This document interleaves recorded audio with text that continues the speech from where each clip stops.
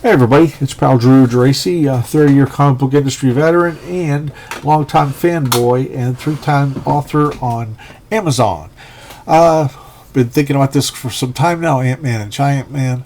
I was trying to think of how to best approach this, but what's really odd to me is how neither of these characters took off. I mean, they had their own features in in anthology books, but they never really got successful.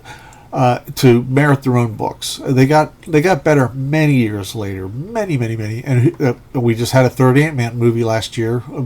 So the first two were pretty good. The third one sucked for a variety of reasons, and but I don't know why they couldn't tap into it because I mean, when you're a kid, Ant-Man is a really appealing concept because they had a TV show on UHF called Land of the Giants. It would basically be these fake little like foreshortened hands going after this family of teeny tiny people, and then Giant Man. It's like, man, I can't even imagine being a Giant Man. That'd be great. It'd be like if you were playing with their toys, all of a sudden you're the Giant Man, throwing them away. I mean, that's a child's thing. This is so elementary.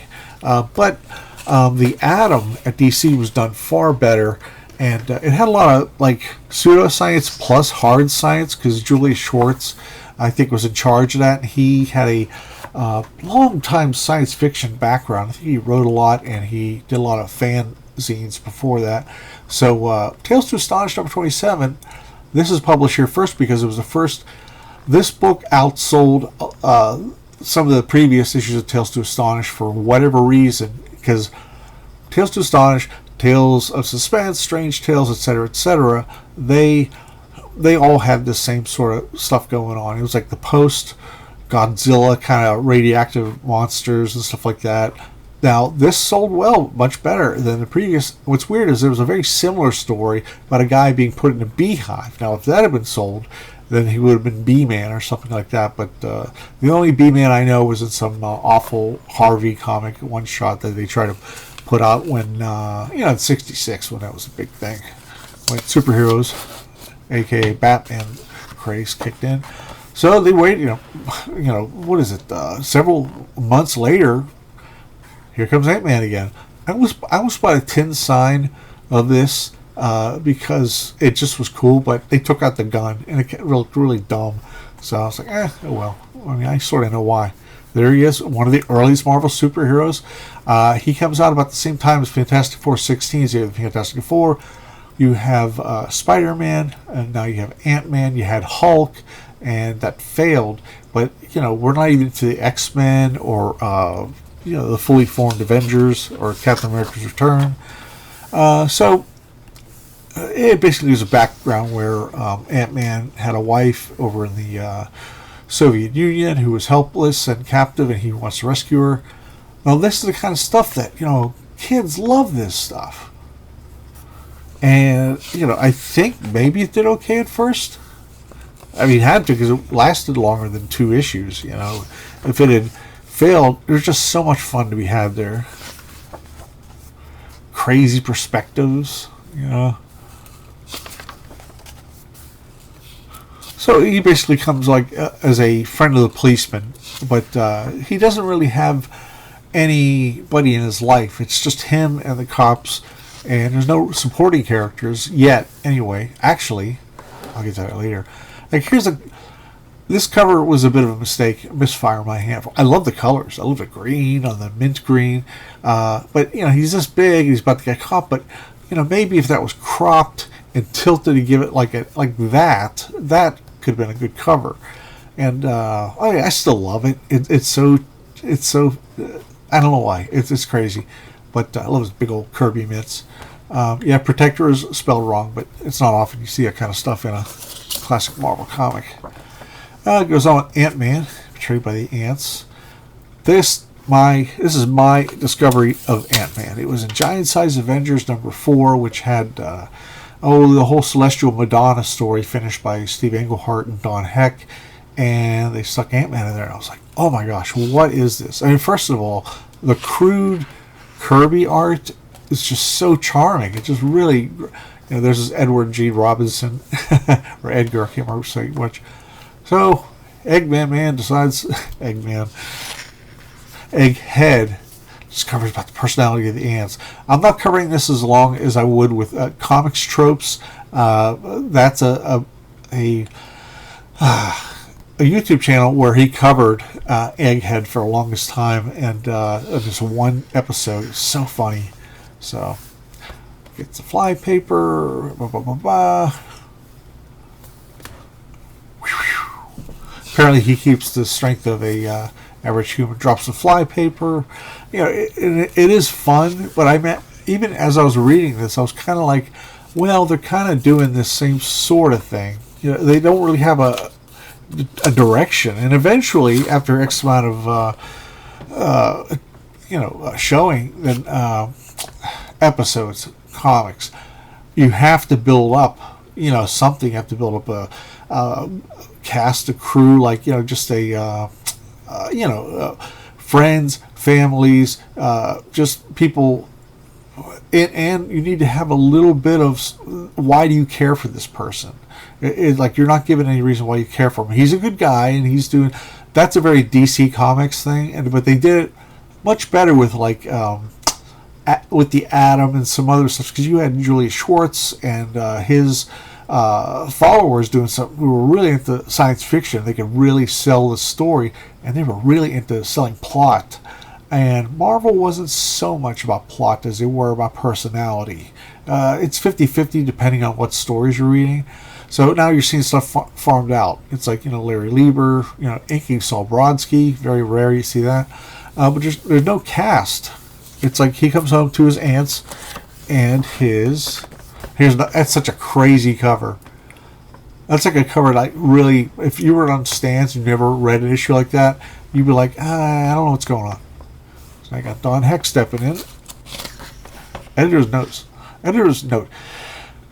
Clothes composed on stable molecules are able to stretch and contract as their wearer's own body does.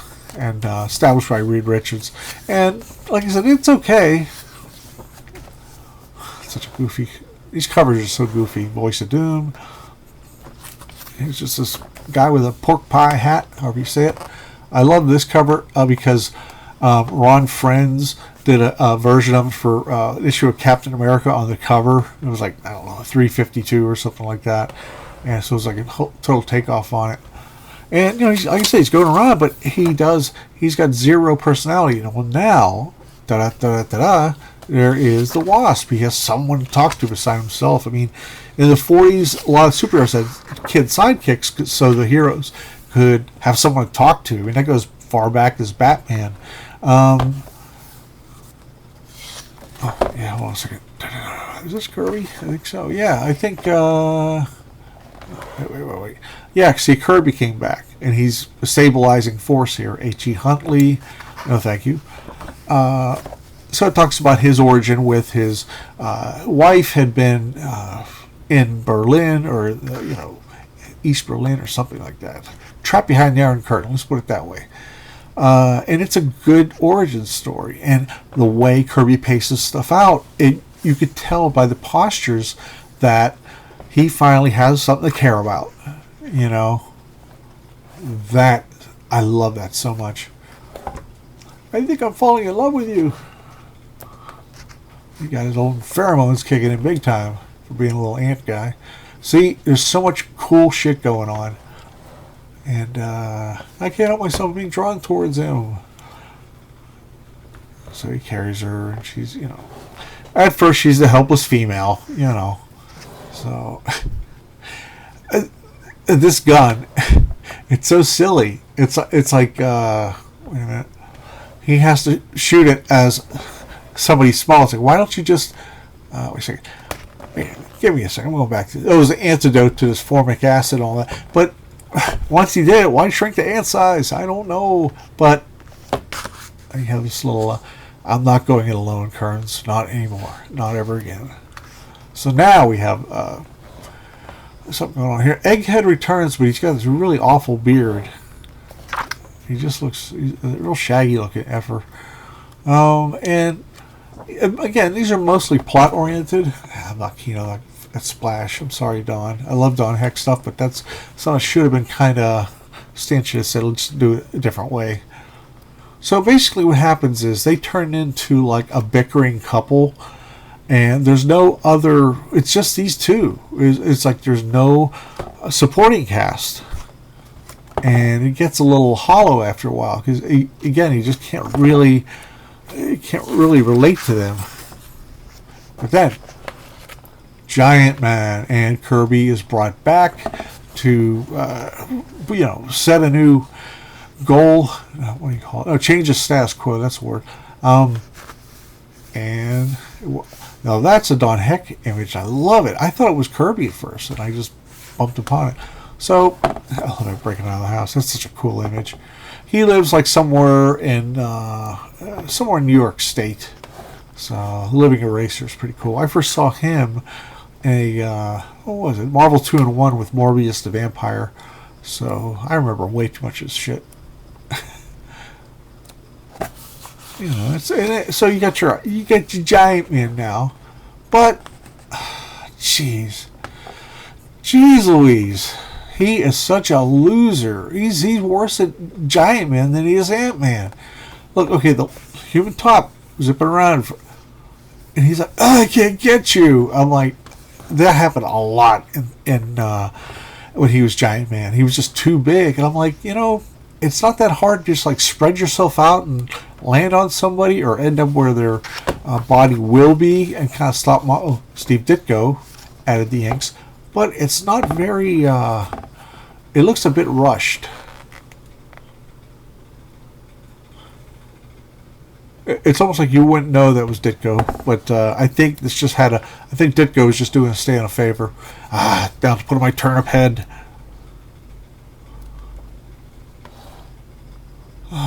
Chemicals, sweet chemicals. So the human top gets away. Gets away! This could be the end of Giant Man. Oh boy. You're about to fall. Yeah. I mean, you're like on a second story is what you look like. A crazy forced perspective. And but we still have Kirby. Now we have Dick Ayers.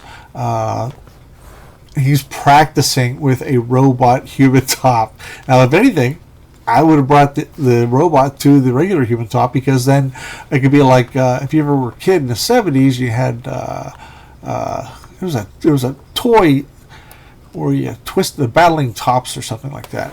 Now here's the closest thing to a group, a supporting cast was just the Giant Man fan club, and they knew where he lived, so I guess they didn't care. Just all kinds. It's like ridiculous. He's giant size, and he's a clumsiest guy you ever meet. It's like, why, why? It's like, if you're not gonna, it's a great idea to make him Giant Man. He doesn't really have any particular interesting powers. And who cares? I saw this reprinted in the back of an Iron Man issue ages ago. So it's just like it's good to read like a story at a time. Oh, they filled out. They would do like 17 pages. The last 5 pages would be the Wasp telling a story. That was a very popular thing with these Tales of Suspense, Tales to Astonish, Tales of the Watcher, which was in the back of like Strange Tales or something. So it just was, it's kind of cool if you found a copy in the wild. But a daily dose, like I couldn't even read all these. I couldn't binge these because they were just very samey, very samey. And Hank Pym had no real personality, and she was always just like the one, like, oh, I'm gonna get a ring on my finger, But they're still platonic pals. It's just so much missed opportunity. I also think because, here we go. Oh dear God, not that guy. Hide behind a friggin' building like a wuss. That's the craziest thing. All you have to do is just let the guy go by and belly flop him and turn him into a pancake, and it won't kill him. It'll knock him out. But the thing is, I think Stan realized by helping create, or whether he came up with the idea of Giant Man or maybe Kirby, they didn't realize they painted themselves into a corner. They're like, this guy's huge, he's powerful, now we got to set all these stupid clumsy traps for him not to be as effective as he could, because really, he could easily, like like I said, you can use your hand and swat like 5 guys out of the way. But they just don't think of that because he always, because superheroes usually have to be the under, what do you call it? You know what I'm saying, the underdog, and making a giant an underdog meant to them make him a stupid, clumsy idiot. A little photostat from the previous issue appearance.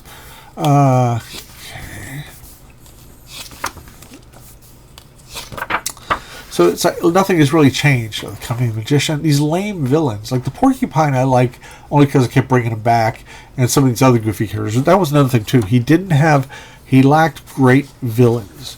Thor eventually got like the Enchantress and the Executioner, and just so many. Of course Loki, and then what is it? The Cobra and Mr. Hyde. He didn't have anybody good. And I love this issue here with Colossus. Not to be confused with the X-Men's Colossus. You get this great cover here by Jack Kirby and Dick Ayers. And it's a fun romp, but it's just... You just want to... Oh, here we go. This is the closest thing. He has a problem if he grows too high. Like he's usually at 12 or 15 feet. He says, "Still consider me a pygmy, Colossus?" And he's like, "Whoa! Whoa, head rush, the ultimate head rush." So, really nice stuff here by Dick Ayers. And he's like, "I'll never grow taller than 12 feet again because I'll be like a rubber band." Or as we say in Pittsburgh, a gum band. So it's like this built-in excuse of not really being able to use your powers to its fullest. And then there comes the Hulk working out there. Whee! It's interesting. Drawn by Dick Ayers, inked by Paul Raymond, which is interesting because they both were penciler and inkers at the time. And I don't think it works in this case because, wow, that Hulk is awful. I think they reversed roles. I think the result would have been great. So they do all the stuff here, but it's like I just don't care because his stories have just been very perfunctory and terrible villains, lame wrap-ups. Here's one. I think if Steve Ditko did a fill-in issue here, and it's probably my favorite Giant Man Tales to Astonish issue. So much right away. There's just a lot going on. And Egghead. I mean, that's all he's got right now, Egghead. But really good stuff. So, but still, it's just the two of them, and the occasional groupies come over for the Giant Man. Okay, another change. Carl Burgess, inked by Chick Stone. Carl Burgess created the original Human Torch and came back for this and some other book I can't recall. Briefly. So here's the thing. With Giant Man, you get these incredible covers, but he was essentially neglected. He was pawned off to a lot of creators who just weren't... For one thing, they changed wildly as far as writing and art. So there was no center. There was no real feeling that he was a three-dimensional character, which is what Marvel was priding itself on at the time. I mean, the Hulk came on board and probably saved the book, and it got really popular really fast. And then eventually, Submariner would replace the Hulk or Giant Man. He even tried a new costume. I'm like, yeah, okay, I love that costume. It wasn't around very long. And it's not by Don Heck. Oh, Bob Powell, inked by Don Heck. And again, Bob Powell's another one of those guys. They just come along, and it's just... It's resetting the deck chairs all over again after the Titanic sunk. It's just this weird... it's just odd. And they're like romantic, but then he's always kind of like, oh, well, that's the first time I've ever seen him look happy. Usually he's like, oh, I got to get back to my test tubes. I can't be messing around with pretty girls. That is really cool. See, they should have more of that kind of stuff going on. So, what's funny is right before he got kicked out of Tales to Astonish, the Avengers decided to make him a badass at the last second. What was it? Bob Powell, Chick Stone. This guy, they just couldn't figure out any good villains. And it's clear. I mean, you look at the ones Ditko created for Spider-Man and Doctor Strange. You look at the ones Kirby created for so many others, and even Dick Ayers. But it's like with the Human Torch's solo stories, they were just as bad. A lot of bad, villains, and some like Plant Man and Porcupine would come back later with a little bit of a fun aspect to them and a little more seriousness to them. Yeah, that's awful. Whoop. Bob Powell being inked by Vinnie Coletta. It's just too scritchy scratch. See there right away. That's some Kirby ass Hulk there. Bob Powell inked by John Yunta. I don't know. Oh, written by Al Hartley. It's just a mess. So it didn't last after that. What happened is they retired for a few months. They announced it in the Avengers comic, the one and only Avengers comic at the time. But let me jump ahead.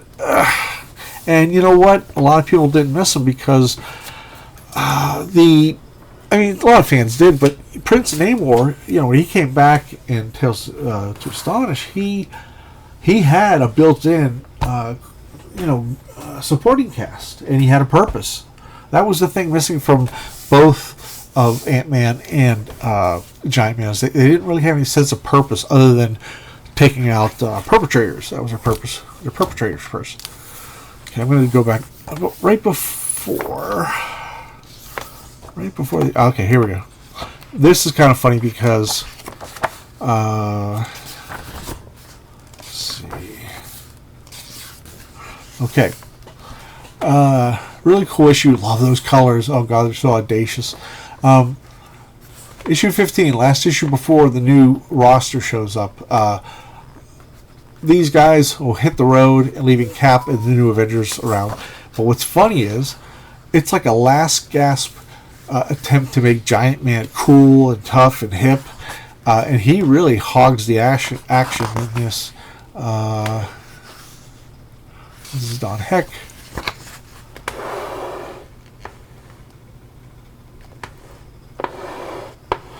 So he catches it. He's like, go. Quick! There's a slim chance. Give me your shield. There it is.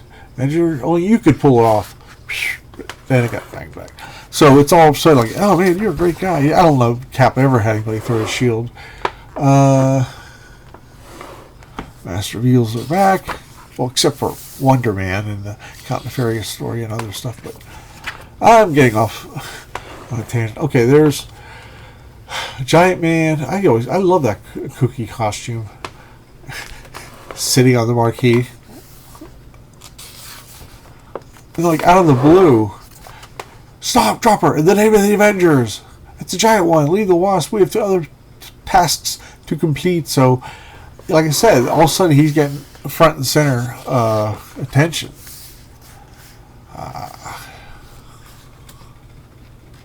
Go with me. Got a little dry mouth for a second. I'm going to hold on a second. Just grab me a sip of water. Okay, well, he shows up 12 issues later. I can't recall if this book is monthly, bi-monthly, or 8 times a year. So there's some of those books back then, they juggle titles. Well, new costume, a lot better costume, and a better name, Goliath. That is just 10 times better than Giant Man. Well, Don Heck, inked by Frankie Ray, who is Frank Giacoya. That's his pseudonym because I probably worked at DC or some other publishing house. I love that color. I'm assuming that's George Rousse's. He colored most everything. And like a lot of people were like, when the original Avengers left, you had these turkeys. But you know what? When I started out buying comics, these turkeys were the Avengers in the reprint book. And I really took a liking to them. And Stan and especially Roy Thomas, he went a lot of places with these characters. It just made them, even though they're weaker in strength wise, they were real tight as a team to take out, groups of villains and such. Well, Henry Pym shows up and they're like, oh, the Wasp is missing. We need proof. I've got to convince you no matter what that I'm a Giant Man. Apparently he didn't spill his identity to the other members. But I must remain that height for 15 minutes, and if I change any sooner or any later, then the strain could be too much. But now stand back.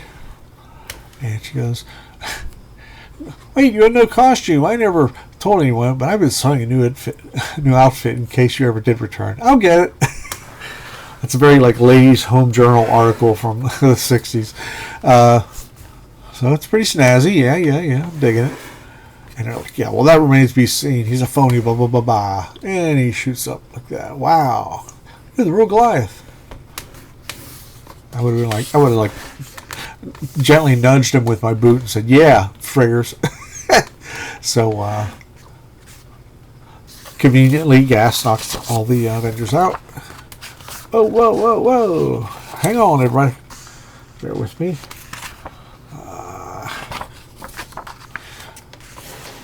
Well, Goliath, he just grows out of his bondage.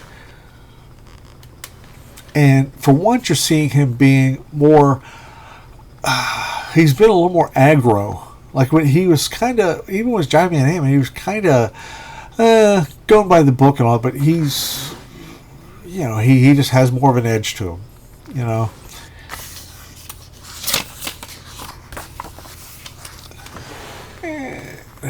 Scooch in there, which is kind of funny. I'm like a grown-up trapped in a dollhouse. I can barely squeeze through these stone archways. Beautiful. The Beetle. So Hank's looking for the Wasp. She's kidnapped, of course. That's what they did back then. Silly, I know. Well, he gets hold of Collector. He's all confident and stuff. But, well, how about shrinking down to pucker up size again? After all, I missed you, dear. That's the best offer I've had all day. Just like the old times, and I love it. Oh, Hank, what's wrong? What's going on? I was careless. I remained giant size too long. Now the sudden strain of shrinking is too much. Hank, he stopped at 10 feet. Can't contain anymore. I'll be 10 feet tall forever. It's like he'll be right at 10 feet tall. He'll be a freak. I agree for him. It's his fault. Or it's my fault. He did it to save me. And don't reproach yourself, Jan. He'd give his life for hundreds of times to save yours. This is when, there you go. You have a purpose with Giant Man now. Excuse me, Goliath. And I'm totally digging on it. Frank Giacoya is allowed to put his actual name in there. So, they're just trying to figure out what's going on. But there's a whole side story with Black Widow getting in touch with Hawkeye. They were a couple. Then she gets mixed up with Swordsman and Power Man. And right now, Henry Pym's still dealing with being an oversized freak. Look, you gotta get a hold of yourself. You don't know how I feel. Nobody can. I'm doomed to spend the rest of my life in a world that's too small for me. So, again, he has pathos. He has little by little, and the Avengers are his, more than before, they are his supporting cast. There we go. Shows up. Where are they before I take this place apart? And when I saw Goliath return to the Avengers in Marvel Triple Action, which reprinted the series around the 70s, I was thrilled to see this giant guy knocking people around. And Hank, I'll be all right. I wouldn't fit in the car anyway. So sort of have that sad Stan Lee-ism thing, but Goliath needed it. He was just a generic adventurer. Tall, 10 foot tall, virtual freak, a monstrosity, and he won't let her in because she's just brooding big time. And so Love these guys. Power Man, the original Power Man. And there you see Goliath's kicking some ass. And he does later. Later on, Captain America leaves the team. Hercules leaves the team. And he, as a senior member, he comes on strong. I'm talking like between issue 50 and 60 or something like that. He really comes on like a badass, as a leader type. Real quick aside, I love Hawkeye. I love him. Just wanted to share it with you. And where's the rest of this? I can't find it. Hang on. Oh, that's it. So it continues into the next Avengers Omnibus, which is around issue 30 or so. That's the whole thing. That's the long and short of it. Is that they didn't know what to do. They did not know what to do with Giant Man and the Wasp. And like years later, it's almost ridiculous. So the Wasp has been probably in most Avengers comics than anybody else. And I think this was a real botched opportunity. And then he became Yellow Jacket for a while. Then he went back to being Ant-Man. Both of those were incredibly short. Well, Yellow Jacket was there for a while, but then he was Ant-Man. It was extremely short. Then he was retired. Then he came back down the road as Yellow Jacket again. So it's a real shame. But we got these fun reprints here. And there's other stuff you could find. The modern stuff, I think they've... when David McElhaney and Bob Layton re-envisioned Ant-Man as Scott Lang, who was a former criminal, that actually made him interesting as a person.